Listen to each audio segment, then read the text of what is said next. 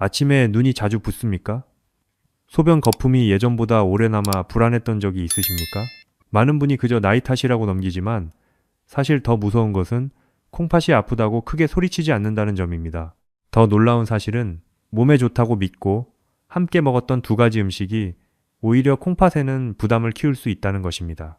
오늘 이 시간에는 왜 그런 일이 생기는지, 어떤 조합을 특히 조심해야 하는지, 그리고 4. 지금 식탁에서 무엇을 먼저 바꿔야 하는지를 차근차근 알려드리겠습니다.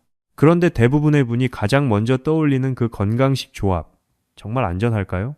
병원에서 시니어 환자분들을 오래 보다 보면 아주 비슷한 이야기를 자주 듣습니다. 의사 선생님, 저는 짜게도 안 먹고 건강식만 챙겨 먹는데 왜 수치가 나빠졌을까요? 이 질문에는 늘 안타까움이 묻어 있습니다. 왜냐하면 그분들은 분명 노력하고 있기 때문입니다. 생선도 챙기고 채소도 먹고 견과류도 곁들이고 몸에 좋다는 음식은 빠짐없이 식탁에 올립니다. 그런데 문제는 음식 하나하나가 아니라 그것들을 어떤 방식으로 함께 먹고 있느냐에 숨어 있는 경우가 많습니다. 좋은 음식도 만나는 상대에 따라 몸에서 전혀 다른 결과를 낼 수 있습니다. 바로 이 지점이 많은 분이 놓치는 함정입니다. 주류 의학에서는 콩팥 건강을 위해 나트륨, 당, 혈압, 혈당, 단백질의 양, 수분 상태를 함께 살피라고 말합니다. 이건 매우 중요한 기본 사실입니다. 하지만 현실의 식사는 교과서처럼 단순하지 않습니다. 예를 들어 어떤 음식은 칼륨이 높고 어떤 음식은 인이 많고 또 어떤 음식은 단백질이 풍부합니다. 각각 따로 보면 좋은 점이 분명합니다. 그러나 나이가 들수록 콩팥의 여유는 조금씩 줄어들고 몸이 처리할 수 있는 속도도 젊을 때와 같지 않습니다. 그래서 두 가지 좋은 음식이 한 끼 안에서 겹치면 몸은 건강식으로 받지 않고 처리해야 할 부담으로 받아들일 수도 있습니다. 참 이상하죠? 좋다고 먹었는데 몸은 힘들어할 수 있다니 말입니다. 여기서 흥미로운 디테일 하나를 말씀드리겠습니다. 어떤 분들은 짠 음식보다 건강한 반찬 2개를 한 번에 많이 먹은 날 다음 날 더 붓는다고 느낍니다. 겉으로는 싱겁고 깔끔한 식사였는데도 말입니다. 이 현상은 단순한 착각이 아닐 수 있습니다. 음식의 조합, 섭취량, 조리 방식, 약 복용 여부가 한꺼번에 작용했기 때문입니다. 특히 국물까지 곁들인 식사라면 더 그렇습니다. 한쪽에서는 단백질 부담이 오고 다른 쪽에서는 미네랄 부담이 겹치고 여기에 수분 균형까지 흔들리면 콩팥은 조용히 바빠집니다. 그런데 콩팥은 원래 참는 장기입니다. 바로 드러내지 않습니다. 그래서 더 늦게 알아차리게 됩니다. 물론 여기에는 학문적인 논쟁도 있습니다. 어떤 전문가는 음식 자체보다 전체 식단 패턴이 더 중요하다고 말하고 또 다른 전문가는 특정 영양소의 중복 섭취가 더 직접적인 부담이라고 강조합니다. 둘 다 일리가 있습니다. 저는 진료실에서 이 두 관점을 함께 봐야 한다고 생각합니다. 왜냐하면 실제 환자의 몸은 논문 제목처럼 한 줄로 움직이지 않기 때문입니다. 같은 음식을 먹어도 혈압약을 드시는 분, 당뇨가 있는 분, 이미 콩팥 기능이 떨어진 분, 운동량이 적은 분은 반응이 다릅니다. 그래서 오늘 드릴 이야기는 무조건 이것은 독이다 라는 식의 과장된 경고가 아닙니다. 오히려 내 몸에서 어떤 조합이 부담이 되는지 알아차리는 눈을 드리려는 것입니다. 한 가지 분명히 말씀드리고 싶습니다. 지금부터 소개할 내용은 겁을 주기 위한 것이 아닙니다. 늦지 않았다는 희망을 드리기 위한 것입니다. 많은 분이 콩팥 이야기가 나오면 겁부터 냅니다. 투석, 부종, 피로, 밤중 소변, 혈압 상승 같은 단어가 머릿속에 바로 떠오르기 때문입니다. 하지만 반대로 생각해 보십시오. 아직 크게 아프기 전에 식탁에서 원인을 줄일 수 있다면 그것만큼 다행인 일이 또 있을까요? 매일 반복하는 식사야말로 가장 강력한 약이 되기도 하고 가장 조용한 부담이 되기도 합니다. 결국 중요한 것은 비싼 건강식품보다 매일 함께 올리는 반찬의 궁합일 수 있습니다. 그래서 오늘은 몸에 좋다고 믿기 쉬운 음식들 가운데 특히 같이 먹을 때 조심해야 할 조합의 원리를 먼저 이해하고 이어서 실제로 어떤 조합이 콩팥을 지치게 만들 수 있는지 구체적으로 풀어드리겠습니다. 아마 들으시면서 설마 내가 매일 하던 그 조합? 하고 놀라실 수도 있습니다. 하지만 바로 그 놀라움이 식탁을 바꾸는 첫걸음이 됩니다. 다음 이야기에서는 많은 분이 건강식으로 믿고 있는 음식들이 왜 예외가 될 수 있는지 그 첫 번째 원리부터 가장 쉽게 짚어보겠습니다. 건강식인데 왜 부담이 될까요? 몸에 좋다는 음식을 챙겨 먹었는데도 다음날 몸이 무겁고 입이 마르고 소변이 진해졌다면 그 식사가 정말 내 콩팥에 편한 식사였는지 다시 생각해 볼 필요가 있습니다. 많은 분이 음식은 좋은지 나쁜지만 따지지만 콩팥은 음식 하나보다 함께 들어온 부담의 총합에 더 민감하게 반응할 때가 많습니다. 바로 이 점이 오늘 가장 먼저 붙잡아야 할 핵심입니다. 그리고 이 원리를 이해하면 뒤에서 말씀드릴 두 가지 위험한 조합이 왜 문제인지 훨씬 또렷하게 보이기 시작합니다. 우리는 흔히 몸에 좋은 음식을 더하면 더 건강해진다고 믿습니다. 채소가 좋고, 견과류가 좋고, 단백질이 중요하고, 과일도 필요하니 한 끼에 골고루 많이 넣을수록 완벽한 식사가 된다고 생각합니다. 하지만 노년기의 몸은 젊을 때와 다르게 반응합니다. 겉으로는 멀쩡해 보여도 콩팥은 이미 예전만큼 넉넉하게 일하지 못하는 경우가 많습니다. 주류 의학에서도 나이가 들수록 사구체 여과율이 조금씩 감소할 수 있고 수분과 전해질 균형을 조절하는 여유도 줄어든다고 설명합니다. 이 말은 곧 같은 건강식이라도 젊은 사람에게는 괜찮은 조합이 시니어에게는 버거울 수 있다는 뜻입니다. 여기서 많은 분이 놓치는 첫 번째 원리가 있습니다. 음식의 영양은 좋음만 있는 것이 아니라 처리 비용도 있다는 점입니다. 단백질은 근육에 필요하지만 분해 후 노폐물 처리가 필요합니다. 칼륨은 몸에 꼭 필요하지만 너무 많이 겹치면 배출 균형이 중요해집니다. 인 역시 뼈와 에너지 대사에 관여하지만 콩팥이 약한 분에게는 과한 섭취가 문제를 만들 수 있습니다. 즉, 영양소마다 몸에 이로운 얼굴이 있는 동시에 콩팥 입장에서는 정리해야 할 숙제가 될 수도 있습니다. 이상하게 들리시나요? 몸에 좋은 것을 먹었는데 콩팥은 계산기를 두드리며 바빠진다는 뜻입니다. 제가 진료실에서 자주 만나는 사례를 하나 떠올려 보겠습니다. 한 어르신은 아침마다 두유 한 컵에 견과류를 넉넉히 넣고 바나나까지 곁들여 드셨습니다. 본인은 그 식사가 완벽한 건강식이라고 믿고 있었습니다. 실제로 일반적인 건강 정보만 보면 틀린 선택도 아닙니다. 식물성 단백질, 좋은 지방, 간편한 에너지 공급까지 모두 갖춘 것처럼 보이니까요. 그런데 그분은 자꾸 입이 마르고 몸이 붓고 밤에 화장실을 더 자주 가게 되었다고 말씀하셨습니다. 물론 모든 원인을 한 끼 식사로 단정할 수는 없습니다. 하지만 문제는 바로 이런 식으로 좋은 음식끼리 겹치는 습관이 매일 반복될 때 생깁니다. 콩팥이 아주 나쁘지 않아도 여유가 줄어든 몸에는 작은 무리가 계속 쌓일 수 있기 때문입니다.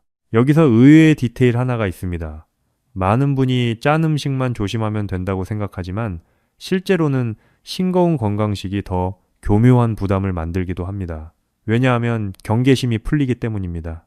라면이나 젓갈은 위험하다고 느껴 양을 조절하지만 두유, 견과류, 바나나, 시금치, 토마토 같은 음식은 좋은 것이라는 믿음이 강해서 한꺼번에 많이 먹기 쉽습니다. 문제는 바로 그 한꺼번에입니다. 콩팥은 단일 음식의 명성보다 실제로 들어온 총량과 조합을 처리합니다. 그래서 이름만 건강식인 과한 조합은 몸속에서는 절제 없는 부담이 될 수도 있습니다. 학문적으로도 이 부분은 흥미로운 논쟁이 있습니다. 어떤 전문가들은 특정 영양소 하나를 지나치게 두려워하지 말라고 말합니다. 전체 식단, 활동량, 약물, 기존 질환까지 함께 봐야 한다는 주장입니다. 맞는 말입니다. 반면 다른 전문가들은 노년층이나 만성질환자에게는 특정 영양소의 누적이 실제로 더 민감한 변화를 만들 수 있다고 강조합니다. 이것도 틀리지 않습니다. 저는 이 두 견해를 함께 받아들여야 현실적이라고 봅니다. 왜냐하면 실제 식사는 논문처럼 분리되지 않기 때문입니다. 한 사람의 밥상 위에는 단백질, 칼륨, 나트륨, 수분, 약물 효과, 식사 시간, 식욕 변화가 동시에 올라오기 때문입니다. 그렇다면 우리는 어떻게 생각해야 할까요? 아주 간단합니다. 이 음식이 좋으냐 나쁘냐만 묻지 말고 이 음식이 지금 내 몸 상태에서 다른 음식과 만나도 괜찮으냐를 물어야 합니다. 특히 혈압약을 먹고 있거나 당뇨가 있거나 손발 붓기가 잦거나 아침 피로가 심하거나 소변 거품이 오래 남는 분이라면 이 질문이 더 중요합니다. 내 몸이 보내는 신호를 무시한 채 건강식 이름만 믿고 계속 먹는 것은 마치 튼튼한 다리인 줄 알고 오래된 다리 위에 계속 짐을 얻는 것과 비슷합니다. 겉보기엔 멀쩡하지만 어느 순간 버거워질 수 있습니다. 그래서 다음부터는 식탁을 볼 때 좋은 음식 2개면 더 좋다는 단순한 계산에서 벗어나야 합니다. 콩팥 건강은 더하기의 문제가 아니라 균형의 문제이기 때문입니다. 다음 섹션에서는 많은 시니어가 아침 식탁에서 무심코 반복하는 실수 하나를 통해 건강식 조합이 어떻게 붓기와 피로의 시작점이 될 수 있는지 더 현실적으로 보여드리겠습니다. 아침에 분명 가볍게 먹었는데도 몸이 더 무거운 날이 있지 않으셨습니까? 짜지도 않았고 많이 먹지도 않았는데 눈두덩이 붓고 손가락이 뻣뻣하다면 그 아침 식사가 정말 콩팥에 편한 식사였는지 다시 봐야 합니다. 많은 분이 아침만큼은 건강하게 시작하고 싶어 합니다. 그런데 바로 그 선한 마음이 뜻밖에도 콩팥을 지치게 하는 실수로 이어질 수 있습니다. 더 놀라운 것은 이 실수가 너무도 평범해서 거의 누구도 의심하지 않는다는 점입니다. 그렇다면 시니어 식탁에서 가장 흔한 그 아침 실수는 무엇일까요? 아침은 하루 중 가장 바쁜 시간이지만 동시에 가장 습관적으로 먹는 시간이기도 합니다. 점심이나 저녁은 메뉴가 달라져도 아침은 비슷하게 반복되는 경우가 많습니다. 그래서 잘못된 조합도 더 자주, 더 오래, 더 조용히 쌓입니다. 예를 들어 어떤 분은 바쁜 아침에 두유 1컵, 바나나 1개, 견과류 1줌으로 식사를 끝냅니다. 또 어떤 분은 토마토 주스에 삶은 달걀, 그리고 건강을 생각해 시금치나 채소 반찬을 곁들입니다. 겉보기에는 정말 모범적인 식사처럼 보입니다. 칼로리도 적당하고 자극적이지도 않고 건강 정보에서 늘 추천되는 재료들입니다. 그런데 바로 이런 식사가 콩팥 입장에서는 다르게 계산될 수 있습니다. 주류 의학에서 아침 식사는 혈당 안정과 에너지 공급, 근육 유지에 도움이 된다고 봅니다. 이건 분명 중요한 사실입니다. 하지만 아침 식사의 핵심은 건강한 재료를 많이 넣는 것이 아니라 내 몸이 아침에 감당할 수 있는 방식으로 구성하는 것입니다. 특히 노년기에는 밤사이 수분 상태가 달라지고 아침 혈압이 변동하기 쉽고 약 복용 전후의 몸 상태도 영향을 줍니다. 이런 때에 단백질, 칼륨, 인이 많은 재료가 한꺼번에 들어오면 겉보기보다 더 큰 부담이 될 수 있습니다. 같은 음식이라도 아침에 몰아서 먹는 것과 하루에 나누어 먹는 것은 몸의 반응이 달라질 수 있다는 뜻입니다. 제가 떠올리는 한 환자분이 있습니다. 그분은 늘 나는 건강식만 먹는다고 자신 있게 말씀하셨습니다. 실제로 식단표를 보면 군것질도 거의 없고 짠 음식도 피하고 튀김도 멀리하고 있었습니다. 그런데 이상하게 아침마다 입안이 텁텁하고 오전 내내 몸이 늘어진다고 했습니다. 소변은 시원하지 않고 때로는 거품이 오래 남는 날도 있었다고 했죠. 자세히 여쭤보니 매일 아침 바나나, 두유, 견과류, 삶은 달걀을 번갈아 가며 거의 같은 시간에 드셨습니다. 각각만 보면 좋은 음식입니다. 하지만 그분의 몸 상태, 나이, 활동량, 약 복용 상황을 함께 놓고 보니 그 조합이 결코 가볍지 않았습니다. 몸에 좋다는 이유로 계속 유지한 습관이 오히려 콩팥에는 작은 압박이 되어온 셈입니다. 여기서 의외의 디테일 하나가 있습니다. 많은 분은 국물만 안 먹으면 괜찮다고 생각하지만 실제로는 마른 건강식 조합도 충분히 부담이 될 수 있습니다. 오히려 국물이 없어서 더 안심하고 한 번에 여러 좋은 재료를 겹쳐 먹는 경우가 있습니다. 두유는 식물성이라 괜찮고 견과류는 혈관에 좋고 바나나는 변비에 좋고 달걀은 근육에 좋으니 전부 함께 먹어도 더 좋을 것 같지요. 하지만 콩팥은 음식의 이미지를 보지 않습니다. 실제로 들어온 단백질, 미네랄, 그리고 그것이 반복되는 빈도를 봅니다. 한 번은 괜찮을 수 있어도 매일 아침 같은 방식으로 누적되면 이야기가 달라집니다. 몸은 생각보다 정직해서 과한 조합에는 작은 신호부터 보내기 시작합니다. 이 지점에서 학문적인 논쟁도 있습니다. 어떤 전문가들은 특정 아침 메뉴를 너무 문제시하지 말고 전체 하루 식단과 검사 결과를 함께 봐야 한다고 말합니다. 맞는 이야기입니다. 그러나 또 다른 전문가들은 노년층, 혈압약 복용자, 당뇨 환자, 초기 콩팥 기능 저하가 있는 사람은 반복되는 식사 패턴 자체가 문제를 키울 수 있다고 강조합니다. 이 역시 현실적입니다. 저는 결국 중요한 것은 누구에게나 나쁜 음식을 찾는 것이 아니라 내 몸에 반복될 때 버거운 식사 패턴을 알아내는 것이라고 봅니다. 그 식사가 남에게는 괜찮아도 내 몸에는 피곤함, 붓기, 갈증, 소변 변화로 나타날 수 있기 때문입니다. 그렇다면 아침 식사에서 무엇을 먼저 점검해야 할까요? 첫째, 몸에 좋다는 이유로 단백질과 미네랄이 많은 재료를 한 번에 겹치고 있지 않은지 보셔야 합니다. 둘째, 아침에 너무 간단하게 해결하려다 오히려 특정 음식군에 치우치고 있지 않은지 살펴야 합니다. 셋째, 식사 뒤 몸이 가볍고 편한지 아니면 유난히 입이 마르고 피곤한지 몸의 반응을 기록해 볼 필요가 있습니다. 무엇보다 중요한 것은 건강식이니까 무조건 안전하다는 믿음에서 벗어나는 것입니다. 그 믿음이 강할수록 실수는 오래 갑니다. 바로 다음 섹션에서는 많은 분이 병으로 여기지 않고 넘기는 신호들, 이를테면 입마름, 거품료, 손발 붓기 같은 변화가 음식 조합과 어떻게 연결될 수 있는지 더 놀랍고도 현실적인 이야기로 이어가 보겠습니다. 입이 자꾸 마르는데 물을 마셔도 시원하지 않으셨습니까?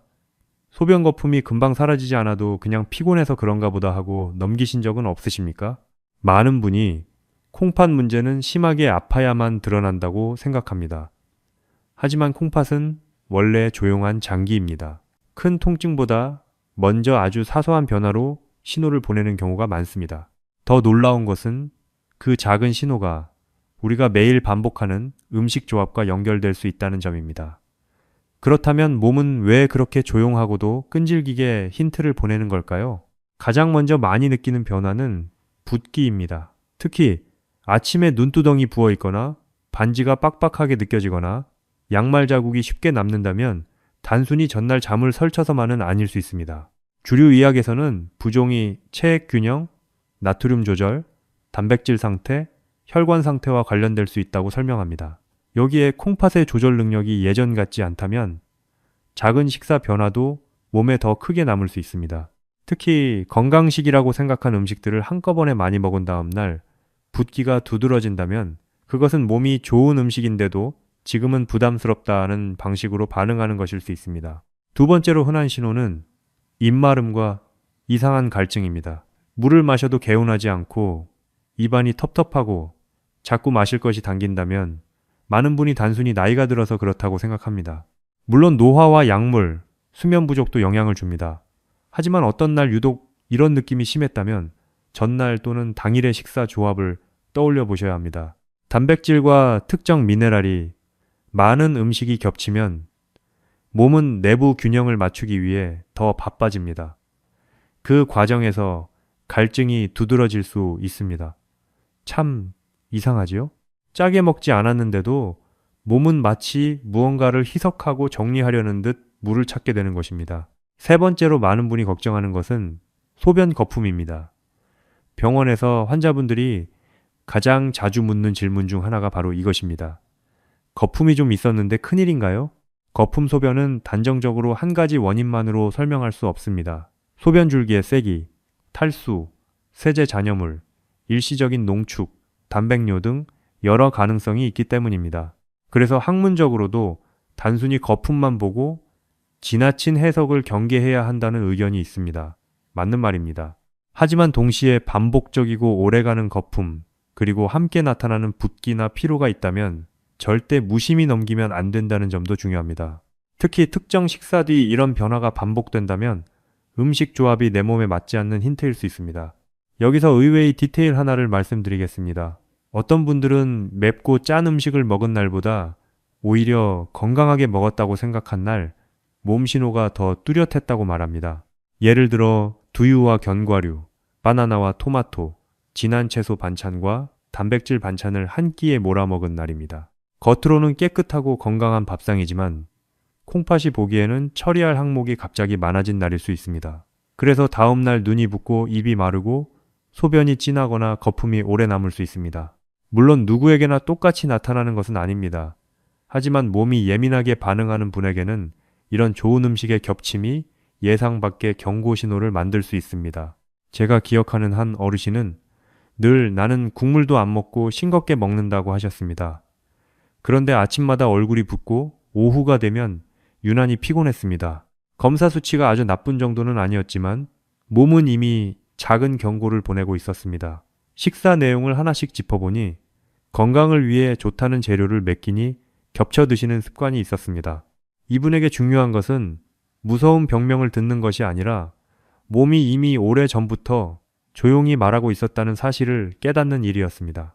우리는 흔히 큰 통증이 와야 병이라고 믿지만 콩팥은 그렇지 않습니다. 먼저 생활 속 불편함으로 문을 두드립니다. 그래서 꼭 기억하셔야 합니다.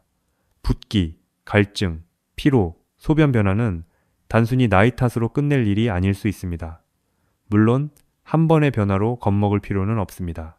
하지만 반복된다면, 특히 특정 식사와 연결된다면 식탁을 다시 보셔야 합니다. 내 몸이 보내는 신호를 무시한 채 건강식 이름만 믿고 계속 먹는다면 조용한 경고는 더 분명한 불편으로 이어질 수 있습니다. 다음 섹션에서는 이제 본격적으로 첫 번째로 피해야 할 대표 조합이 무엇인지, 왜 많은 분이 그것을 완벽한 건강식으로 오해하는지 구체적으로 알려드리겠습니다. 몸에 좋다고 믿고 매일 챙겨 드시던 그 조합이 사실은 콩팥을 지치게 할 수 있다면 어떠시겠습니까? 특히 아침에 가볍고 건강하게 먹는다고 생각했는데 오히려 붓기와 갈증, 소변 변화가 따라왔다면 이제는 식탁을 조금 다르게 봐야 합니다. 많은 분이 절대 의심하지 않는 첫 번째 조합은 바로 두유와 견과류를 함께 자주 먹는 습관입니다. 여기에 바나나까지 더해지는 경우도 적지 않습니다. 겉으로 보면 더할 나위 없이 건강한 식사처럼 보이지만 바로 그 점 때문에 더 조심해야 합니다. 왜 하필 이 조합이 문제가 될 수 있을까요? 먼저 분명히 말씀드리겠습니다. 두유가 나쁜 음식이라는 뜻도 아니고 견과류를 먹지 말라는 뜻도 아닙니다. 두유는 간편한 식물성 단백질 공급원이 될 수 있고 견과류에는 좋은 지방과 여러 유익한 영양소가 들어 있습니다. 주류 영양학에서도 적절한 양의 견과류와 콩류 식품은 심혈관 건강이나 식단 다양성 측면에서 장점이 있다고 봅니다. 여기까지는 맞습니다. 문제는 이 둘을 자주, 많이, 아무 생각 없이 함께 먹는 방식입니다. 특히 노년기이거나 혈압약을 복용 중이거나 당뇨가 있거나 이미 콩팥 기능이 예전 같지 않은 분에게는 이 조합이 예상 밖의 부담이 될 수 있습니다. 왜냐하면 두유와 견과류는 둘 다 건강한 식품인 동시에 콩팥 입장에서는 처리해야 할 성분이 꽤 많은 조합이기 때문입니다. 두유에는 식물성 단백질과 칼륨, 인이 들어있고 견과류 역시 종류에 따라 칼륨과 인, 지방, 열량이 적지 않습니다. 각각을 적당히 먹는 것은 괜찮을 수 있습니다. 하지만 아침마다 두유 한 컵에 견과류를 한 줌 이상 넣고 건강에 좋다는 이유로 양을 조금씩 늘리기 시작하면 이야기가 달라집니다. 몸은 좋은 음식 두 개로 받아들이기보다 한 번에 정리해야 할 영양 부담이 겹친 식사로 받아들일 수 있습니다. 참 아이러니하지요? 건강하려고 시작한 습관이 오히려 콩팥을 바쁘게 만들 수 있다니 말입니다. 여기서 의외의 디테일 하나가 있습니다. 많은 분이 우유보다 두유가 더 순하고 부담이 적을 것이라고 생각합니다. 또 견과류는 한 줌 먹으면 혈관에 좋고 포만감도 있어 최고의 간식이라고 여깁니다. 이 믿음 자체는 완전히 틀린 것은 아닙니다. 하지만 순하다, 좋다는 이미지가 경계심을 무너뜨리는 순간 문제가 시작됩니다. 예를 들어 무가당 두유라 괜찮다며 컵을 크게 마시고 아몬드나 호두, 캐슈넛을 넉넉히 곁들이고 여기에 바나나 반 개나 한 개까지 더하는 식입니다. 이쯤 되면 가벼운 아침이 아니라 특정 영양소가 몰린 한 끼가 됩니다. 그런데도 짜지 않고 자극적이지 않으니 몸에 무리가 없다고 믿기 쉽습니다. 바로 그 안심이 반복을 만들고 반복이 누적 부담을 만듭니다. 학문적으로도 흥미로운 논점이 있습니다. 어떤 전문가는 신장 기능이 정상이면 이런 음식 조합을 지나치게 제한할 필요는 없다고 말합니다. 맞습니다. 모든 사람에게 같은 기준을 적용할 수는 없습니다. 하지만 다른 쪽에서는 고령층이나 만성질환자, 특히 콩팥 여유가 줄어든 사람에게는 칼륨과 인, 단백질이 한 끼에 겹치는 패턴이 더 민감한 영향을 줄 수 있다고 봅니다. 저는 실제 생활에서는 두 견해를 함께 봐야 한다고 생각합니다. 왜냐하면 검사상 아직 괜찮다는 말과 몸이 실제로 편안하다는 말은 항상 같지 않기 때문입니다. 몸은 수치가 크게 흔들리기 전부터 붓기, 갈증, 피로, 소변 변화 같은 방식으로 먼저 말할 수 있습니다. 그러면 이 조합을 어떻게 바꾸는 것이 좋을까요?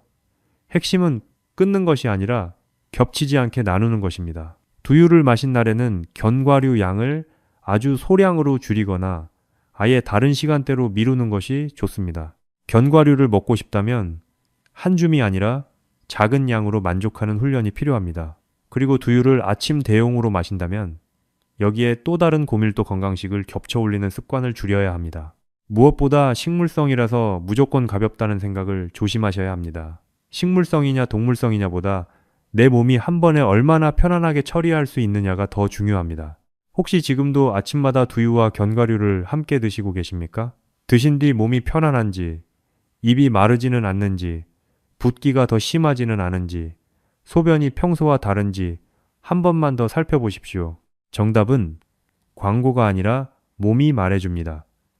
그리고 놀랍게도 많은 분에게 더 자주 반복되고 더 위험하게 작용하는 두 번째 조합은 따로 있습니다. 다음 섹션에서는 시니어 식탁에서 훨씬 흔하고 혈압과 콩팥에 더 민감하게 작용할 수 있는 그 조합을 구체적으로 짚어보겠습니다. 매일 먹는 평범한 반찬이 더 위험할 수 있다면 믿어지십니까? 특별한 건강식보다 오히려 집밥이라 괜찮다고 생각한 조합이 콩팥에는 더 자주, 더 오래 부담을 줄 수 있습니다. 많은 시니어 식탁에서 두 번째로 더 조심해야 할 조합은 바로 토마토와 시금치를 함께 자주 많이 먹는 습관입니다. 여기에 국물이나 반찬간이 더해지면 부담은 더 커질 수 있습니다. 놀랍게도 이 조합은 대부분의 사람이 건강식으로만 기억합니다. 그런데 왜 콩팥을 생각하면 다시 봐야 할까요? 먼저 분명히 해야 할 것이 있습니다. 토마토가 나쁜 음식도 아니고 시금치가 해로운 채소라는 뜻도 아닙니다. 토마토에는 잘 알려진 항산화 성분이 있고 시금치는 엽산과 여러 영양소가 풍부한 채소입니다. 주류 영양 정보에서도 이 두 식품은 건강식단에 자주 등장합니다. 문제는 역시 음식의 명성이 아니라 빈도와 조합과 양입니다. 특히 나이가 들수록 또는 혈압약이나 당뇨약을 복용하고 있을수록 그리고 콩팥의 여유가 줄어든 상태라면 이 조합은 생각보다 민감하게 작용할 수 있습니다. 좋은 음식이니까 매일 넉넉히 먹어도 괜찮다는 믿음이 여기서 흔들리기 시작합니다. 토마토와 시금치를 함께 볼 때 중요한 포인트는 둘 다 미네랄 측면에서 콩팥이 신경 써야 할 부분을 가지고 있다는 점입니다. 특히 칼륨 이야기를 빼놓을 수 없습니다. 칼륨은 몸에 꼭 필요한 영양소입니다.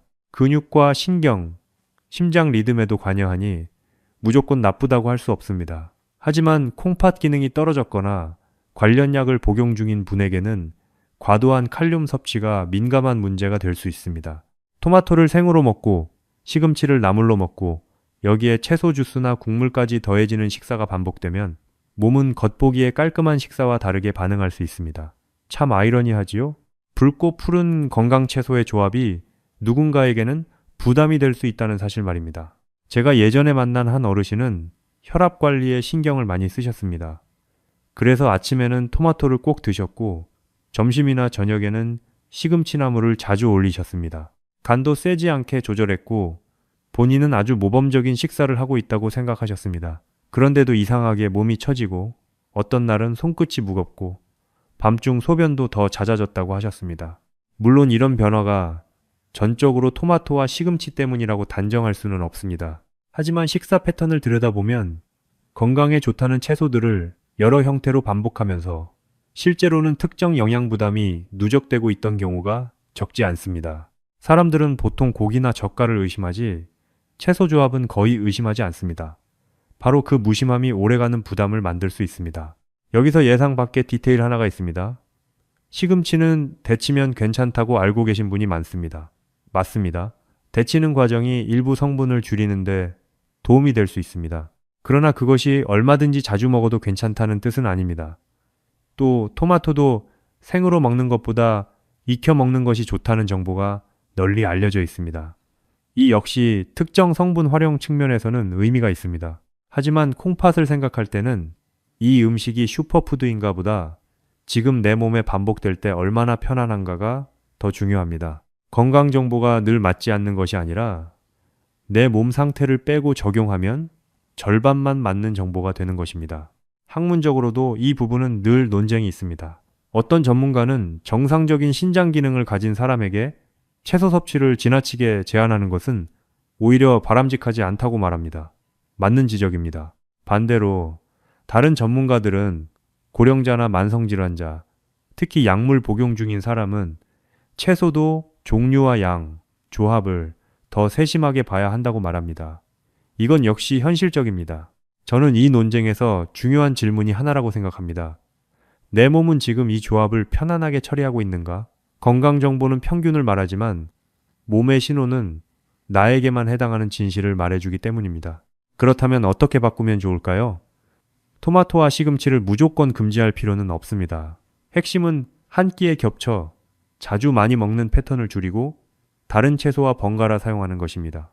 특히 토마토를 먹는 날에는 시금치 양을 줄이거나 시금치를 먹는 날에는 다른 부드러운 채소로 균형을 맞추는 식의 조정이 필요합니다. 국이나 찌개, 채소 주스처럼 숨어 들어오는 재료까지 함께 생각하면 더 좋습니다. 약을 복용 중인 분이라면 더더욱 채소니까 괜찮다는 단순한 믿음 대신 몸 반응과 검사 결과를 함께 보는 태도가 중요합니다. 혹시 지금도 토마토와 시금치를 건강식의 정답처럼 반복하고 계신가요? 그렇다면 오늘부터는 양과 빈도, 함께 먹는 반찬을 한 번만 더 점검해 보십시오. 건강식도 겹치면 무거워질 수 있다는 사실을 아는 순간 식탁은 훨씬 안전해집니다. 그런데 더 중요한 것은 무엇을 피하느냐보다 무엇으로 바꾸느냐입니다. 다음 섹션에서는 무조건 끊지 않고도 콩팥이 훨씬 편안해질 수 있는 대체 공식, 바로 오늘 밥상에서 바로 쓸 수 있는 바꾸는 방법을 알려드리겠습니다. 무조건 끊어야 한다고 하면은 오래 못 갑니다. 평생 먹어온 음식을 하루아침에 전부 바꾸라는 말은 몸에도 마음에도 부담이 됩니다. 그래서 중요한 것은 금지가 아니라 조정입니다. 같은 식탁이라도 조금만 바꾸면 콩팥이 훨씬 편안해질 수 있습니다. 많은 분이 그러면 이제 뭘 먹어야 하나요? 하고 묻습니다. 바로 그 질문이 가장 중요합니다. 오늘부터는 피해야 할 조합보다 안전하게 바꾸는 공식을 먼저 기억하셔야 합니다. 그리고 이 공식은 생각보다 훨씬 단순합니다. 첫 번째 공식은 좋은 음식도 겹치지 않게 나누어 먹는 것입니다. 이것이 가장 쉽고 가장 효과적인 시작입니다. 예를 들어 두유를 마시는 날에는 견과류를 꼭 함께 넣지 않아도 됩니다. 견과류를 드시고 싶다면 양을 아주 소량으로 줄이거나 다른 시간대로 미루면 됩니다. 반대로 견과류를 먹은 날에는 두유 대신 조금 더 가벼운 구성으로 맞춰볼 수 있습니다. 토마토와 시금치도 마찬가지입니다. 둘 다 건강식이라는 이유로 한 끼에 함께 올리기보다 하루 안에서 나누거나 번갈아 쓰는 편이 더 안전합니다. 몸은 한 번에 많은 것을 받는 것보다 적당한 부담을 나누어 받는 쪽을 훨씬 편안해합니다. 두 번째 공식은 양보다 균형을 먼저 보는 것입니다. 많은 분이 건강식이라고 하면 양을 늘리려는 습관이 있습니다. 두유는 큰 컵으로, 견과류는 한 줌 가득, 채소는 많을수록 좋다고 생각하기 쉽습니다. 하지만 콩팥 건강에서는 많이보다 무리 없이가 더 중요합니다. 주류 의학에서도 특정 음식 하나가 아니라 전체 식사 구성과 개인의 건강 상태를 함께 보라고 합니다. 이건 매우 현실적인 조언입니다. 예를 들어 아침 한 끼를 단백질과 미네랄이 높은 재료로 가득 채우기보다 부드럽고 부담이 덜한 음식과 섞어 균형을 맞추는 쪽이 더 낫습니다. 참 단순해 보이지만 이 작은 차이가 다음날 붓기와 피로를 바꾸는 경우가 많습니다. 세 번째 공식은 같은 재료를 매일 반복하지 않는 것입니다. 이것은 예상보다 중요합니다. 많은 시니어가 편하고 익숙한 메뉴를 매일 반복합니다. 한번 정해놓으면 장보기 쉽고 준비도 간단하고 실패도 적기 때문입니다. 하지만 몸은 같은 자극이 반복될 때 더 쉽게 지칠 수 있습니다. 특히 건강식이라는 이름 아래 특정 재료가 계속 올라오면 스스로는 절제하고 있다고 느끼면서도 실제로는 편중된 식사를 이어갈 수 있습니다.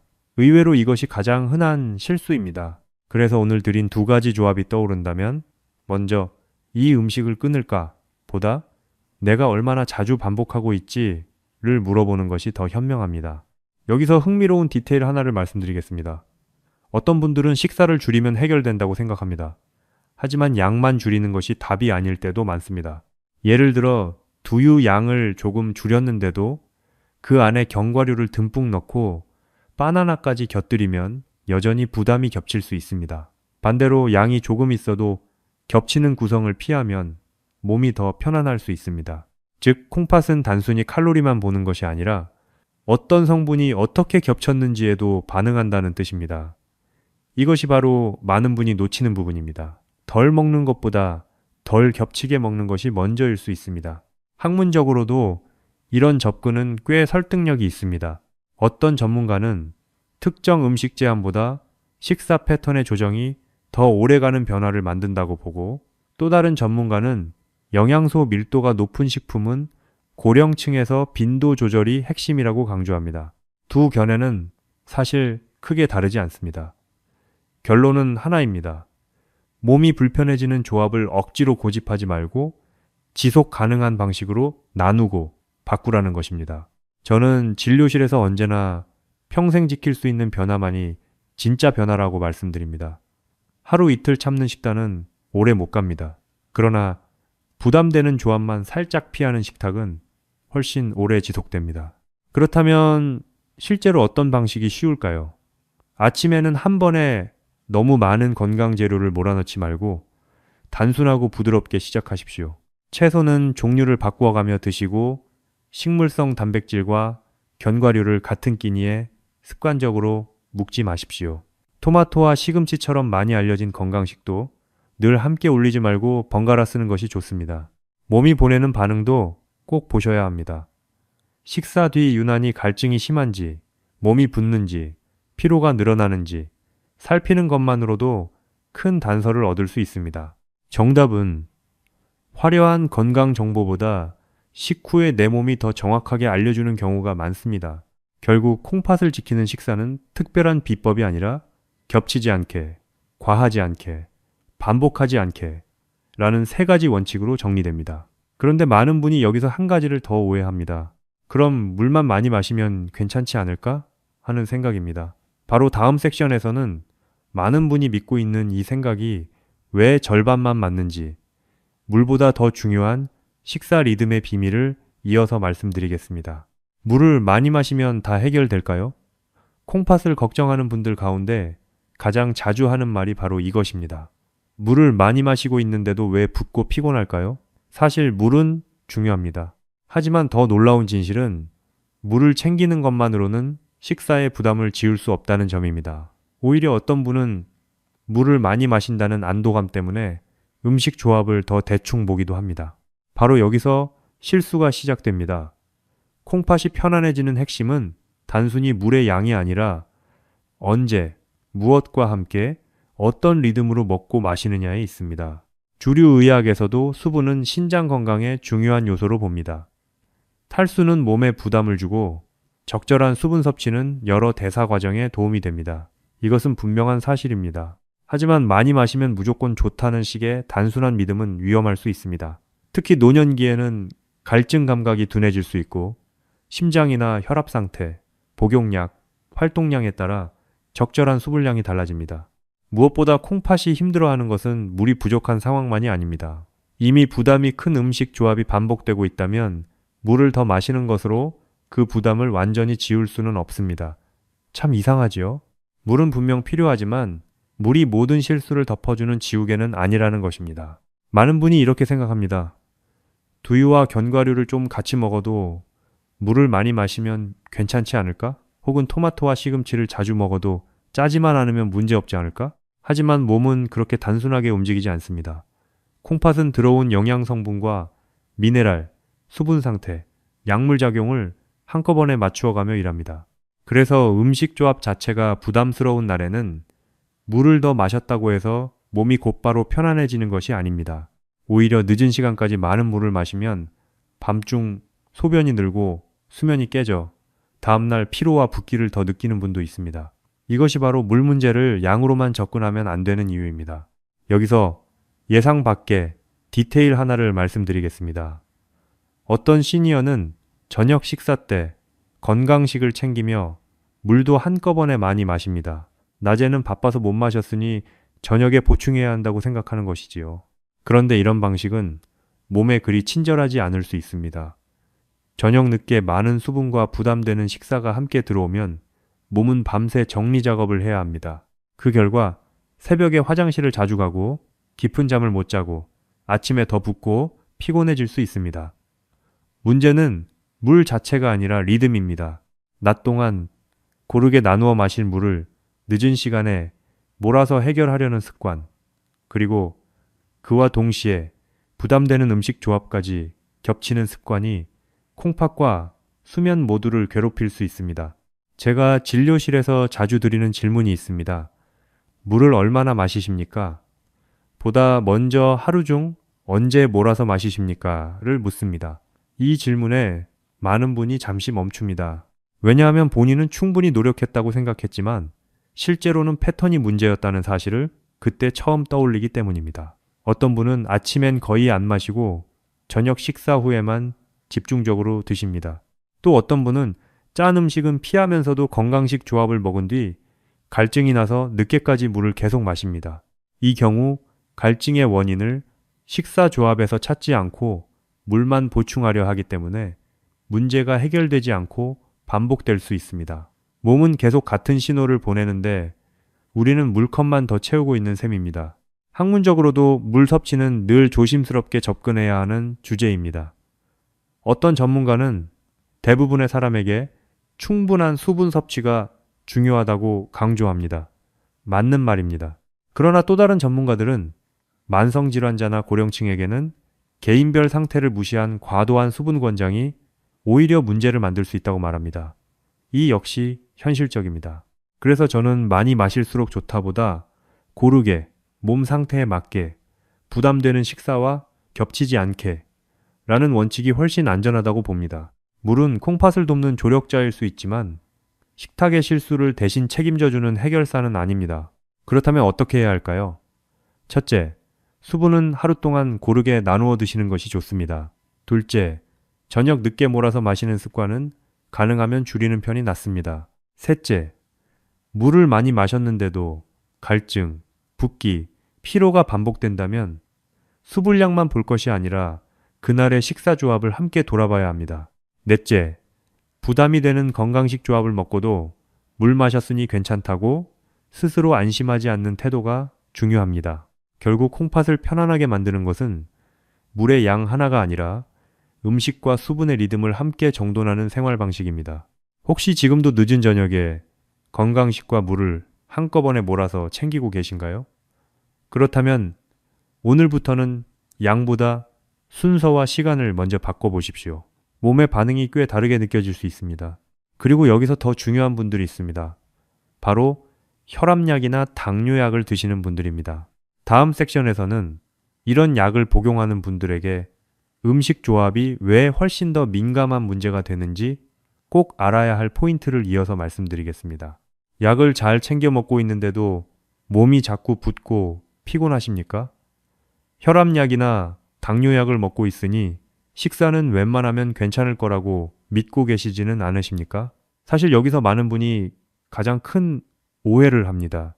약을 먹고 있다는 사실이 식사의 부담을 덮어주는 보호막은 아니라는 점입니다. 오히려 어떤 경우에는 약을 복용하는 분일수록 음식 조합에 더 민감해질 수 있습니다. 그래서 지금부터 드릴 이야기는 특히 중요합니다.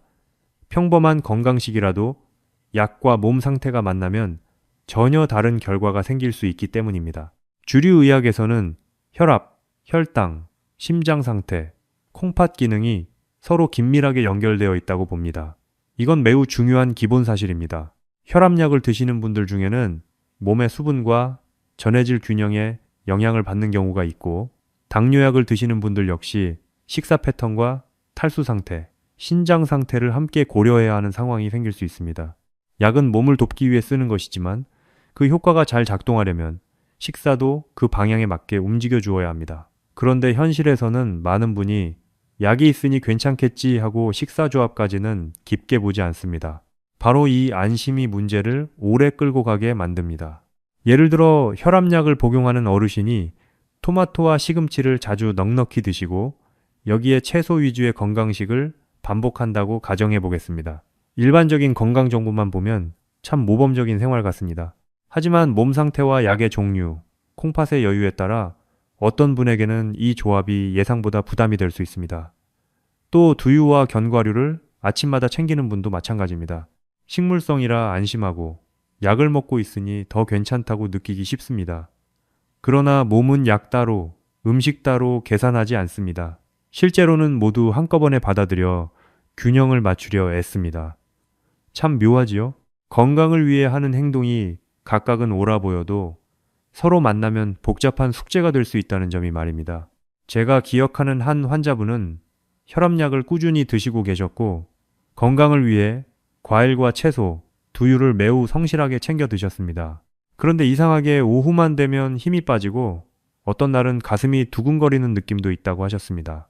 큰 이상이 아닐 수도 있었지만 식사 내용을 자세히 들어보니 건강식 재료가 특정 방향으로 지나치게 겹쳐 있었습니다. 약을 드시고 있으니 더 철저히 건강하게 먹어야 한다는 마음이 오히려 과한 조합을 만들고 있었던 것입니다. 물론 모든 불편이 음식 때문이라고 단정할 수는 없습니다. 그래서 저는 늘 강조합니다. 몸의 변화가 반복된다면 약 이름보다 먼저 식사 패턴을 함께 봐야 한다고 말입니다. 약만 조절해서 해결될 일이 아니라 밥상이 함께 움직여야 할 수 있기 때문입니다. 여기서 의외의 디테일 하나가 있습니다. 약을 드시는 분들 중에는 입마름이나 갈증을 단순한 부작용으로 넘기는 경우가 많습니다. 물론 실제로 약이 영향을 줄 수도 있습니다. 하지만 그렇다고 해서 식사 조합의 문제를 놓치면 안 됩니다. 예를 들어 아침에 두유와 견과류, 점심에 토마토, 저녁에 시금치 반찬과 국물을 반복하는 식사가 이어진다면 몸은 하루 종일 계속 균형을 맞추느라 바쁠 수 있습니다. 그 결과 피로, 부종, 밤중 소변, 갈증 같은 변화가 나타날 수 있는데 사람들은 이것을 모두 약 탓으로만 생각하기 쉽습니다. 하지만 여기서 정말 물어야 할 질문은 이것입니다. 약이 문제일까? 아니면 약을 먹는 몸에 지금의 식사 조합이 버거운 걸까? 학문적으로도 이 부분은 매우 신중하게 접근합니다. 어떤 전문가들은 특정 약과 음식 상호작용을 지나치게 일반화하면 불필요한 두려움을 키울 수 있다고 지적합니다. 맞는 말입니다. 반대로 다른 전문가들은 특히 고령층에서 약물 복용과 식사 조합, 수분 상태를 함께 보지 않으면 작은 신호를 놓치기 쉽다고 강조합니다. 이건 역시 현실적인 주장입니다. 저는 결국 중요한 것은 극단적인 금지가 아니라 개인화된 경계심이라고 생각합니다. 남에게는 괜찮은 식사가 내 몸에는 과할 수 있고 약을 먹는 상태에서는 그 차이가 더 뚜렷하게 드러날 수 있기 때문입니다. 그래서 약을 복용 중인 분이라면 식탁을 더 단순하게 관리하는 것이 좋습니다. 건강식 재료를 한 끼에 여러 개 몰아넣기보다 부담이 겹치지 않도록 나누어 드시는 편이 안전합니다. 몸이 보내는 신호도 더 세심하게 살펴야 합니다. 유난한 피로, 입마름, 부종, 심한 야간요, 소변 변화가 반복된다면 그날그날 먹은 메뉴와 함께 기록해 보십시오. 이런 작은 관찰이 의외로 큰 단서를 줍니다. 약을 드시는 몸은 이미 균형을 맞추기 위해 더 많은 계산을 하고 있을 수 있습니다. 그렇다면 식사만큼은 더 단순하고 편안해야 하지 않겠습니까? 오늘 드린 이야기가 중요한 이유는 분명합니다. 약이 있으니 식사는 대충 해도 된다는 생각은 콩팥 건강에 가장 위험한 안심일 수 있기 때문입니다. 약은 도와줄 수 있지만 매일 3번 올라오는 식탁까지 대신 살아주지는 않습니다. 다음 섹션에서는 왜 콩팥이 조용히 버티는 장기라고 불리는지, 그리고 지금 식습관 하나를 바꾸는 일이 왜 생각보다 훨씬 큰 미래의 차이를 만드는지 감정적으로도 깊이 짚어보겠습니다. 아프지 않으니 괜찮다고 믿고 계셨습니까? 큰 통증이 없어서 아직은 안전하다고 스스로 안심하고 계시지는 않으십니까? 바로 그 믿음이 콩팥 앞에서는 가장 위험할 수 있습니다. 콩팥은 원래 조용히 버티는 장기이기 때문입니다. 간처럼 묵묵하고 심장처럼 요란하게 티를 내지 않으면서도 어느 날 문득 우리 삶의 속도를 바꾸어 놓을 수 있습니다. 더 무서운 사실은 많은 분이 몸이 보내는 작은 신호를 오래 무시한 뒤에야 그 존재를 실감한다는 점입니다.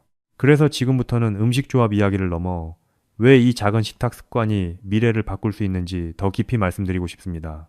병원에서 오랫동안 환자분들을 보다 보면 콩팥은 늘 마지막에 발견되는 억울한 장기처럼 느껴질 때가 있습니다. 왜냐하면 환자분 대부분이 이 정도면 괜찮은 줄 알았다라고 말씀하시기 때문입니다. 많이 아프지 않았고 크게 불편하지도 않았고 그저 좀 피곤하고 좀 붓고 밤에 화장실을 자주 갔을 뿐이라고 하십니다. 그리고 그 정도 변화는 나이 들면 다 그런 줄 알았다고 덧붙입니다. 사실 이 말은 너무 익숙해서 더 아프게 들립니다. 몸은 이미 몇 번이고 조용히 문을 두드렸는데 우리는 큰 소리만 병이라고 믿고 있었던 셈이니까요. 주류 의학에서도 초기 콩팥 기능 저하는 뚜렷한 자각 증상 없이 진행될 수 있다고 봅니다. 이것은 매우 중요한 사실입니다. 그래서 정기적인 검사, 혈압 관리, 혈당 관리가 강조됩니다. 그런데 저는 여기에 한 가지를 더 붙이고 싶습니다. 검사만큼 중요한 것이 바로 생활 속 작은 불편을 무시하지 않는 태도라는 점입니다. 눈이 붓는 느낌, 입이 마르는 날, 이유 없이 피곤한 오후, 소변 거품이 오래 남는 변화, 자꾸 깨는 밤, 이런 것들은 하나하나 보면 대수롭지 않아 보입니다. 하지만 몸은 원래 이런 식으로 먼저 말합니다. 아주 작고, 아주 반복적이고, 아주 사소하게 말입니다. 참 이상하지요? 가장 중요한 장기 중 하나가 가장 소심한 방식으로 신호를 보낸다는 사실 말입니다. 여기서 의외의 디테일 하나가 있습니다. 많은 분이 콩팥이 나빠지면 소변량이 확 줄거나 통증이 있어야 한다고 생각합니다. 그러나 현실은 꼭 그렇지 않습니다. 오히려 한동안은 일상생활이 가능하고 식욕도 크게 떨어지지 않고 겉보기에 멀쩡할 수 있습니다. 그래서 더 늦게 알아차립니다. 그리고 이 시기에 식탁은 아주 중요해집니다. 왜냐하면 약보다 먼저, 검사 결과보다 먼저 매일같이 콩팥과 만나는 것이 바로 식사이기 때문입니다. 건강식이라는 이름으로 반복한 조합이 내 몸에 맞지 않았다면 그 부담은 아주 천천히 쌓였을 것입니다. 마치 작은 돌멩이가 신발 속에 들어간 줄 모르고 오래 걷는 것처럼 처음엔 참을만 하지만 결국 걸음을 바꾸게 만듭니다. 제가 기억하는 한 분은 늘 남편을 챙기느라 본인 식사는 대충 하셨습니다. 그래도 건강식은 놓치지 않으려 했습니다. 아침엔 두유와 견과류, 점심엔 토마토, 저녁엔 식음 취나물과 국을 드셨습니다. 듣기만 하면 정갈하고 반듯한 식단입니다. 그런데 어느 날 그분은 이렇게 말씀하셨습니다. 나는 늘 몸에 좋은 것만 먹었는데 왜 점점 지치는 걸까요? 그 말에는 억울함도 있었고 두려움도 있었습니다. 저는 그 마음을 압니다. 노력한 사람이 가장 아프기 때문입니다. 그래서 오늘 드리는 이야기는 음식을 겁내라는 말이 아닙니다. 오히려 내가 잘하려고 했던 방식이 혹시 내 몸에는 무거웠는지 다시 보자는 제안입니다. 그것은 실패가 아니라 수정입니다. 그리고 수정은 언제나 늦지 않습니다. 학문적으로도 어느 시점부터 식단 조정이 의미가 있느냐에 대한 논의는 계속됩니다. 어떤 전문가는 수치 변화가 분명해진 뒤 더 엄격한 관리가 필요하다고 말하고 또 다른 전문가는 생활습관 개입은 최대한 이르게 시작할수록 좋다고 강조합니다. 저는 후자의 손을 조금 더 들어주고 싶습니다. 이유는 간단합니다. 콩팥은 조용히 버티는 장기이기 때문에 변화를 너무 늦게 시작하면 몸이 이미 많이 지쳐 있을 수 있기 때문입니다. 게다가 식사는 약처럼 부작용을 겁내며 시작할 일이 아닙니다. 부담되는 조합을 덜 겹치게 하고 덜 반복하게 하고 몸의 반응을 더 잘 듣는 것. 이것은 누구에게나 이로운 방향일 가능성이 큽니다. 그래서 오늘 꼭 기억하셨으면 합니다. 콩팥 건강은 거창한 결심보다 작은 감각에서 시작됩니다. 오늘 아침 유난히 부었는지, 어제보다 갈증이 심했는지, 식사 뒤 몸이 편했는지 불편했는지, 이 질문을 스스로에게 던지는 순간부터 몸과의 관계가 달라집니다. 우리는 병명보다 먼저 습관을 바꿀 수 있고 불안보다 먼저 식탁을 바꿀 수 있습니다. 바로 그것이 희망입니다. 그리고 놀랍게도 이런 작은 변화는 단지 수치를 위한 것이 아니라 삶의 표정을 바꾸기도 합니다. 다음 섹션에서는 그 점을 더 따뜻하게 이야기해 보겠습니다. 오늘부터 시작하는 식탁 점검이 왜 결국 마음의 안도와 일상의 회복으로 이어지는지 가장 현실적인 정리로 이어가겠습니다. 무엇부터 바꿔야 할지 막막하십니까? 이것도 줄이고 저것도 피하라는 말만 들으면 오히려 밥상이 더 두려워질 수 있습니다. 그래서 이제는 복잡한 이론보다 오늘 당장 집에서 할 수 있는 식탁 점검법으로 정리해 보겠습니다. 중요한 것은 완벽한 식단표가 아닙니다. 내 몸이 편안한 방향으로 한 가지씩 조정해 보는 것입니다.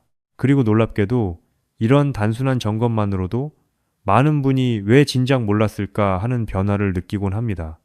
바로 여기서부터 불안이 아니라 안도가 시작됩니다. 첫 번째 점검은 아주 간단합니다. 건강식 재료를 한 끼에 몇 개나 겹치고 있는지 보는 것입니다. 많은 분이 문제 음식 하나를 찾으려 하지만 실제로는 좋다고 알려진 재료를 한 번에 몰아넣는 습관이 더 흔한 문제입니다. 아침에 두유와 견과류를 함께 먹고 거기에 바나나를 더하는 식입니다. 또는 점심이나 저녁에 토마토 반찬과 시금치 반찬이 같은 날 자주 올라오는 경우도 있습니다. 각각을 따로 보면 좋아 보이지만 같은 끼니나 같은 하루 안에서 반복되면 몸은 다르게 반응할 수 있습니다. 그래서 먼저 해야 할 일은 뭘 끊을까가 아니라 무엇이 겹치고 있을까를 알아차리는 것입니다. 참 사소해 보이지만 바로 이 질문이 식탁을 가장 똑똑하게 바꿉니다. 두 번째 점검은 식사 후 몸의 반응을 기록하는 것입니다. 이 부분은 많은 분이 의외로 하지 않습니다. 우리는 무엇을 먹었는지는 기억해도 먹고 난 뒤 몸이 어땠는지는 금세 잊어버립니다. 그런데 몸은 언제나 답을 주고 있습니다. 식사 후 입이 유난히 마른지, 다음날 아침 눈이 붓는지, 소변 거품이 오래 남는 날이 있는지, 오후에 힘이 빠지는지, 밤에 화장실을 자주 가는지 살펴보십시오. 이것은 과장된 자가 진단이 아니라 몸과 대화하는 가장 현실적인 방법입니다. 주류 의학에서도 환자의 증상 경과와 생활 패턴 관찰은 매우 중요하게 여겨집니다. 숫자만큼 중요한 것이 반복되는 몸의 느낌이기 때문입니다. 세 번째 점검은 같은 메뉴의 반복 횟수입니다. 건강식은 해롭지 않으니 매일 먹어도 된다고 생각하기 쉽지만 바로 그 반복이 문제를 만들 수 있습니다. 두유를 매일, 견과류를 매일, 토마토를 매일, 시금치를 자주 먹는 식으로 식탁이 한쪽으로 치우쳐 있다면 이제는 조금 흩어놓아야 합니다. 몸은 다양한 재료를 조금씩 나누어 받을 때 더 편안한 경우가 많습니다. 여기서 의외의 디테일 하나를 말씀드리자면 내가 건강식을 열심히 먹고 있다는 만족감이 클수록 반복을 더 오래 유지하는 경향이 있습니다. 즉, 좋은 습관이라는 자부심이 오히려 수정의 기회를 늦출 수 있다는 뜻입니다. 그래서 점검은 죄책감이 아니라 유연함으로 해야 합니다. 잘못했다는 마음보다 조금 더 내 몸에 맞게 바꾼다는 생각이 훨씬 중요합니다. 네 번째 점검은 물의 양보다 마시는 시간입니다. 앞에서 말씀드린 것처럼 물은 중요하지만 저녁에 몰아서 많이 마시는 습관은 밤중 소변과 수면 방해로 이어질 수 있습니다. 특히 부담되는 건강식 조합을 먹은 뒤 갈증이 난다고 해서 늦은 시간에 계속 마시는 패턴이 반복되면 몸은 더 피곤해질 수 있습니다. 그래서 물은 하루 동안 고르게 나누어 드시고 식사가 무거웠던 날일수록 단순히 물로 해결하려 하기보다 그 식사 구성을 다시 보는 것이 좋습니다. 이처럼 식탁 점검은 음식만의 문제가 아니라 음식과 수분의 리듬을 함께 보는 일입니다. 몸은 양보다 흐름에 더 정직하게 반응할 때가 많기 때문입니다. 학문적으로도 이런 자가 관찰의 의미를 무시하지 않습니다. 어떤 전문가는 식단 제한보다 정기 검사와 의학적 상담이 우선이라고 말합니다. 맞는 말입니다. 그러나 또 다른 전문가는 생활 속 반복 패턴을 스스로 알아차리는 능력이 장기적으로 훨씬 큰 차이를 만든다고 강조합니다. 저는 두 생각이 함께 가야 한다고 봅니다. 검사는 방향을 보여주고 일상 관찰은 그 방향을 매일 살아내게 해주기 때문입니다. 결국 콩팥을 지키는 일은 병원에서만 하는 일이 아니라 식탁과 컵과 하루 리듬 속에서 계속되는 일입니다. 그래서 식탁 점검은 통제가 아니라 돌봄입니다. 내 몸을 불신하는 일이 아니라 내 몸을 더 잘 듣는 훈련입니다. 오늘부터 시작하는 식탁 점검은 거창할 필요가 없습니다. 한 번에 다 바꾸려 하지 마십시오. 두유와 견과류를 함께 먹던 습관을 먼저 나누어 보고 토마토와 시금치가 자주 겹쳤다면 번갈아 써보십시오. 식사 뒤 몸 반응을 하루 이틀 적어보고 물 마시는 시간도 점검해 보십시오. 이것만 해도 이미 시작입니다. 그리고 많은 분이 여기서 놀랍니다. 음식이 무서운 적이 아니라 내가 몰랐던 내 몸의 리듬을 비로소 알게 되는 순간이 오기 때문입니다. 다음 마지막 섹션에서는 지금까지의 이야기를 따뜻하게 모으면서 늦지 않았다는 격려와 함께 앞으로의 식탁을 어떻게 이어가면 좋을지 조용하지만 분명한 힘으로 마무리하겠습니다. 지금 바꿔도 소용이 있을까? 그런 생각이 드십니까? 이미 나이가 들었고 몸도 예전 같지 않은데 이제 와서 식탁을 조심한들 얼마나 달라지겠느냐고 마음속으로 묻고 계시지는 않으십니까? 하지만 저는 오늘 이 마지막 이야기에서 꼭 말씀드리고 싶습니다. 늦지 않았습니다. 정말로 지금입니다. 콩팥은 조용히 버티는 장기이지만 반대로 말하면 조용한 변화에도 꾸준히 반응하는 장기이기도 합니다. 그래서 매일의 식사에서 부담을 하나 덜어주는 일은 생각보다 훨씬 큰 의미를 가질 수 있습니다. 그리고 그 변화는 거창한 결심이 아니라 오늘 한 끼의 선택에서 시작됩니다. 우리는 오늘 아주 특별한 비법을 배운 것이 아닙니다. 오히려 너무 평범해서 놓치기 쉬운 사실을 다시 본 것입니다. 몸에 좋다고 알려진 음식도 함께 먹는 방식에 따라 콩팥에는 부담이 될 수 있다는 것. 두유와 견과류를 자주 함께 먹는 습관, 토마토와 시금치를 반복해서 겹쳐 먹는 습관이 누군가에게는 생각보다 무거운 조합이 될 수 있다는 것. 그리고 물은 중요하지만 물만 많이 마신다고 식사에 부담이 지워지는 것은 아니라는 것. 약을 드시는 분일수록 식사 조합에 더 민감해질 수 있다는 점까지 우리는 오늘 밥상을 조금 더 입체적으로 보게 되었습니다. 이건 두려움을 위한 지식이 아니라 삶을 더 편안하게 만들기 위한 지혜입니다. 주류 의학은 늘 기본을 강조합니다. 혈압 관리, 혈당 관리, 정기 검사, 적절한 수분, 균형 잡힌 식사. 이 기본은 변하지 않습니다. 그런데 저는 여기에 오늘 한 가지를 더 보태고 싶습니다. 좋은 음식을 맹목적으로 겹치지 않는 지혜 말입니다. 이 단순한 태도는 생각보다 큰 차이를 만듭니다. 몸은 매일 3번 식탁을 통해 영향을 받습니다. 그러니 식탁을 바꾸는 일은 하루 3번 몸에게 더 편안한 환경을 선물하는 일과도 같습니다. 참 따뜻한 사실이지요? 약처럼 무겁지도 않고 운동처럼 힘겹지도 않지만 가장 자주 반복된다는 이유만으로 식사는 우리 몸의 미래를 꽤 깊이 바꿀 수 있습니다. 여기서 흥미로운 디테일 하나를 마지막으로 말씀드리고 싶습니다. 많은 분이 건강을 위해 무언가를 더 해야 한다고 생각합니다. 더 좋은 영양제, 더 유명한 건강식, 더 비싼 식재료를 찾습니다. 하지만 콩팥 건강에서는 때로 그 반대가 맞습니다. 더하는 것보다 겹치는 것을 하나 빼는 것, 과한 조합을 하나 줄이는 것이 훨씬 효과적일 수 있습니다. 이것이 어쩌면 오늘 이야기의 가장 조용하지만 강한 반전입니다. 무엇을 새로 사지 않아도 됩니다. 거창한 레시피를 외울 필요도 없습니다. 오늘 밥상에서 이미 하고 있던 조합 하나를 다르게 배치하는 것만으로도 충분할 수 있습니다. 건강은 때로 추가가 아니라 정리에서 시작됩니다. 물론 학문적으로는 언제나 논쟁이 남아 있습니다. 어떤 전문가는 특정 음식 조합을 지나치게 강조하는 것이 과도한 일반화가 될 수 있다고 말합니다. 그 지적도 옳습니다. 반대로 다른 전문가는 고령층과 만성질환자에게는 바로 이런 생활 속 세밀한 조정이 실제 부담을 줄이는데 의미가 있다고 봅니다. 이것 역시 충분히 일리 있습니다. 그래서 제가 오늘 끝까지 강조한 것은 공포가 아니라 관찰입니다. 절대적인 금지가 아니라 내 몸이 편한 방향을 찾는 태도입니다. 그 태도는 누구에게나 안전하고 누구에게나 가치가 있습니다. 왜냐하면 몸의 신호를 더 잘 듣는 사람일수록 불필요한 무리를 더 빨리 줄일 수 있기 때문입니다. 이제부터는 어렵게 생각하지 마십시오. 두유와 견과류를 함께 자주 드셨다면 한번 나누어 보십시오. 토마토와 시금치가 늘 같이 올라왔다면 번갈아 보십시오. 식사 뒤 갈증, 붓기, 피로, 소변 변화를 조금만 더 세심하게 보십시오. 그리고 약을 드시는 분이라면 약이 있으니 괜찮다보다 약을 먹는 몸이니 식사는 더 단순해야 한다는 쪽으로 생각을 바꾸어 보십시오. 그 변화는 당장 극적인 기적처럼 보이지 않을 수도 있습니다. 하지만 몸은 작은 안정감을 분명히 기억합니다. 더 깊은 잠, 덜한 붓기, 조금 가벼운 아침, 덜 불안한 마음. 이런 것들이 모여 삶의 표정을 바꿉니다. 결국 건강은 검사표 숫자만이 아니라 매일 아침 거울 앞에선 내 표정이 말해주는 것이기도 합니다. 그리고 마지막으로 조용히 부탁드리고 싶습니다. 오늘 내용이 마음에 남으셨다면 본인 식탁을 한 번만 다시 돌아보시고 가족과도 나누어 주십시오. 특히 몸에 좋다는 이유로 같은 조합을 매일 반복하는 부모님이나 배우자가 있다면 더 좋습니다. 이런 작은 정보 하나가 누군가의 오랜 습관을 부드럽게 바꾸고 그 변화가 앞으로의 몸을 지켜줄 수 있기 때문입니다. 이 영상이 도움이 되셨다면 좋아요와 구독, 그리고 댓글로 평소 자주 함께 드시는 건강식 조합을 남겨주십시오.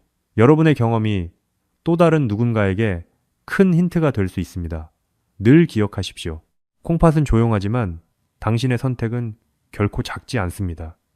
오늘 한 끼의 변화가 내일의 몸을 지키는 시작이 될 수 있습니다.